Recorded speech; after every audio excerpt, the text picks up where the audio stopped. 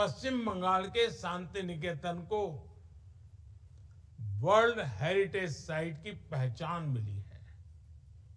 आप कल्पना कर सकते हैं कि इससे यहां पर्यटन की संभावना और अर्थव्यवस्था के विस्तार की संभावना कितनी बढ़ गई है। पहले पर्यटन बढ़ने का सीधा मतलब है कि वहां रोजगार के नए अवसर तेजी से बढ़ेंगे, जिसका फायदा इस टूरिज्म का ही तो परिणाम है, जिसका फायदा आसपास के होटल, छोटे छोटे दुकानदार, बस चलाने वाले, टैक्सी चलाने वाले, ऑटो रिक्शा चलाने वाले, इवन टूरिस्ट गाइड के काम करने वाले, हर किसी को लाभ होता है।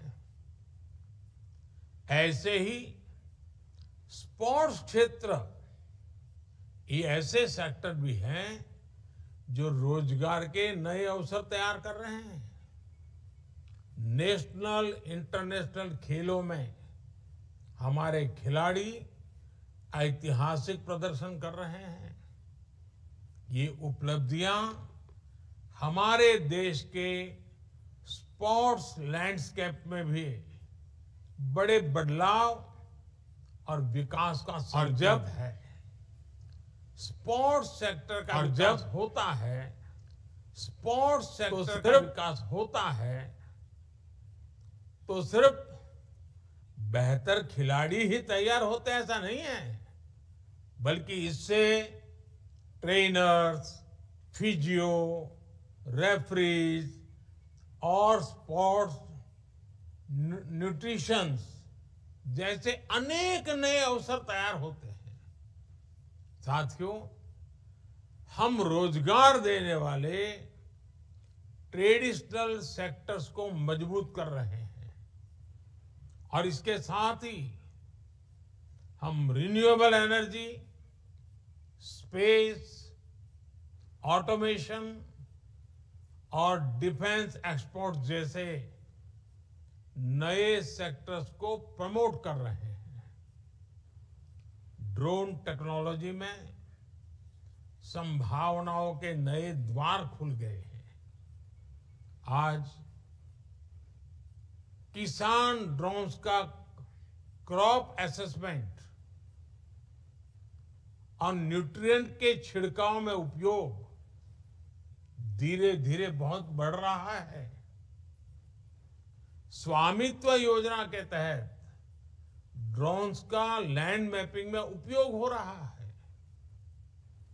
आपने कुछ दिन पहले एक वीडियो देखा होगा।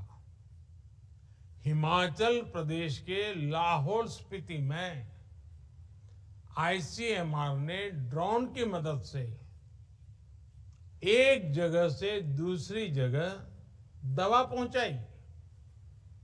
इस काम में पहले 2 घंटे का समय लगता था, लेकिन ड्रोन की मदद से ये 20, 25, 30 मिनट में ही, उससे भी कम समय में काम हो गया। ड्रोन्स ने बड़ी संख्या में स्टार्टअप्स को भी बढ़ावा दिया है। इस क्षेत्र में हो रहे निवेश से युवाओं को नए तरह के ड्रोन्स की डिजाइनिंग में मदद मिल रही है। मेरे परिवारजनों, इसी महीने हमने पूज्य बापू की जयंती भी मनाई है। गांधी जी ने चरखे को स्वदेशी और कर्मयोग के एक शक्तिशाली प्रतीक के रूप में इस्तेमाल किया। जो खादी अपनी चमक खो चुकी थी, उसकी चमक भी अब वापस लौट आई है। 10 साल पहले खादी की बिक्री 30,000 करोड़ रुपए के आसपास थी। अब ये 1.25 लाख करोड़ रुपए को भी पार कर गई है। इससे खादी और ग्राम उद्योग सेक्टर में अनेक रोजगार के नए अवसर बने हैं। विशेषकर महिलाओं को इससे बहुत मदद मिली है। साथियों, हर देश के पास अलग तरह का सामर्थ्य होता है। किसी के पास प्राकृतिक संसाधन होते हैं, कोई खनिज से संपन्न होता है, तो किसी के पास लंबे समुद्र तट की ताकत होती है। लेकिन इस सामर्थ्य का उपयोग करने के लिए जिस सबसे बड़ी ताकत की आवश्यकता होती है, वो होती है हमारी युवा शक्ति। युवा शक्ति जितनी ज्यादा मजबूत होगी, देश उतना ज्यादा विकास करेगा। आज भारत अपने युवाओं को स्किलिंग और एजुकेशन के द्वारा नए अवसरों का लाभ उठाने के लिए तैयार कर रहा है। भविष्य की आधुनिक जरूरतों को देखते हुए देश में आधुनिक राष्ट्रीय शिक्षा नीति लागू की जा रही है। देश में बड़ी संख्या में नए मेडिकल कॉलेज, आईआईटी, आईआईएम या ट्रिपल आईटी जैसे कौशल विकास संस्थान खोले गए हैं। करोड़ों युवाओं को प्रधानमंत्री कौशल विकास योजना के तहत ट्रेनिंग दी गई है। हमारे देश में करोड़ों कारीगर अपने पारंपरिक व्यवसायों के माध्यम से आजीविका चलाते हैं। ऐसे विश्वकर्मा कारीगरों, उनके लिए पीएम विश्वकर्मा योजना भी शुरू की गई है। आज तकनीक के दौर में सब कुछ तेजी से बदल रहा है, इसलिए हर किसी को अपने हुनर और ज्ञान को अपडेट करते रहना होगा। कोई भी नई स्किल सीखने के बाद ये बहुत जरूरी है कि उसे निरंतर अपस्किल और रिस्किल किया जाए। पीएम विश्वकर्मा योजना के तहत कारीगरों के ट्रेडिशनल स्किल्स को मॉडर्न टेक्नोलॉजी और टूल्स से जोड़ा जा रहा है। मेरे परिवारजनों, युवाओं के लिए रोजगार के अवसर तैयार करना राष्ट्र निर्माण की प्रक्रिया का महत्वपूर्ण हिस्सा है। ये विकसित भारत के लक्ष्य को हासिल करने की दिशा में एक जरूरी कदम है।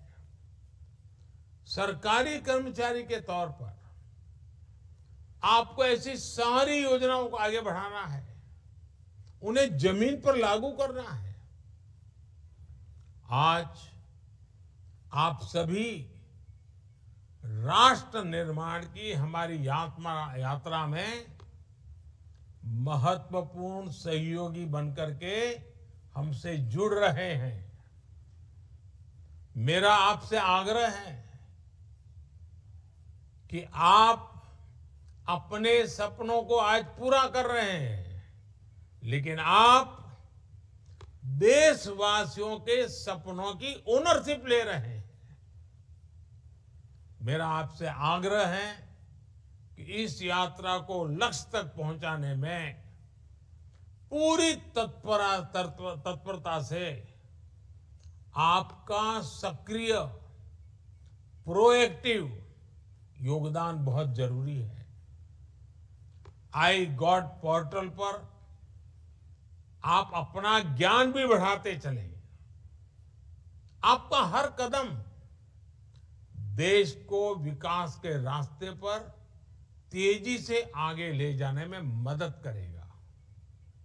एक बार फिर आप सभी को मेरी तरफ से बहुत बहुत शुभकामनाएं। आपके परिवारजनों को भी बहुत बहुत शुभकामनाएं।